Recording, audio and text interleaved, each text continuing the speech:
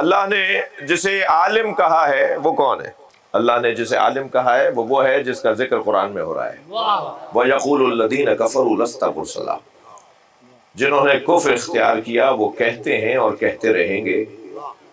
وَيَقُولُ الَّذِينَ كَفَرُوا لَسْتَ مُرْسَلًا، جنہوں نے کفر اختیار کیا وہ کہتے ہیں اور کہتے رہیں گے کہ آپ بھیجے ہوئے رسول نہیں ہیں۔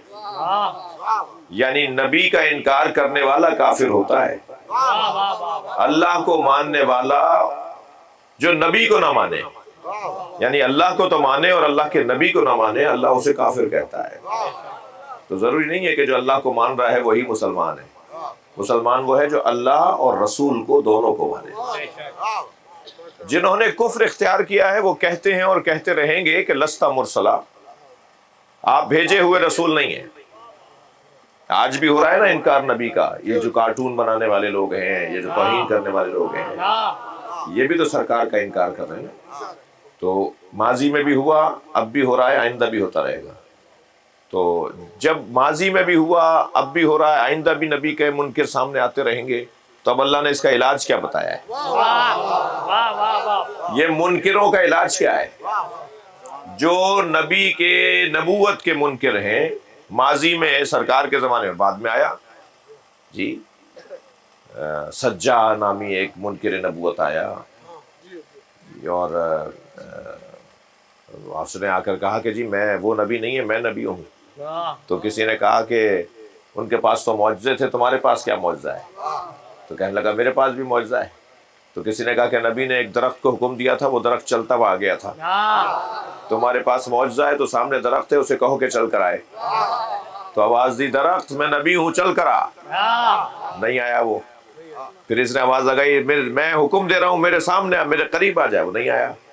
تو پھر چل کے اس کے قریب جا کے کھڑا ہو گیا، کہنے لگا ہم متکبر نہیں ہوتے، وہ نہیں آ رہا تو میں چلا گیا ہوں۔ تو ایسے نبی بھی بعد میں آئے جنہوں نے نبوت کا انکار، نبی کی نبوت کا انکار کیا اور اپنی نبوت کی بات کی۔ تو اس زمانے بھی ہوتا رہا ایسا، اور بعد میں بھی ہوا اور آئندہ بھی ہوگا۔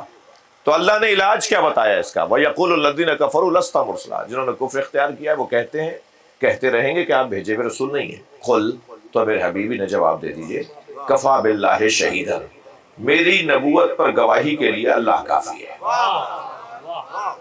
یعنی پیغام یہ ہے کہ میرے ساتھ اللہ کی تائید ہے، اللہ میرے ساتھ ہے، یہ خود دلیل نبوت ہے کہ اللہ میرے ساتھ ہے۔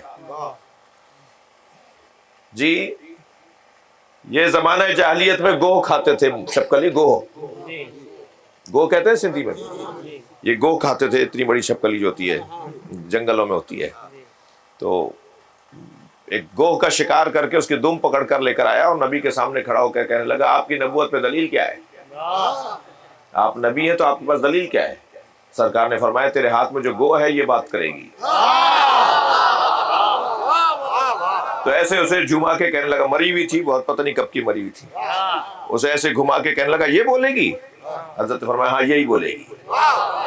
کہنے لگا یہ کیسے بولے گی؟ تو میرے نبی نے آواز دے کر کہا یا زب، زب کہتے ہیں عربی میں گوہ کو، یا زب من انت وما انا، تو کون ہے اور میں کون ہوں؟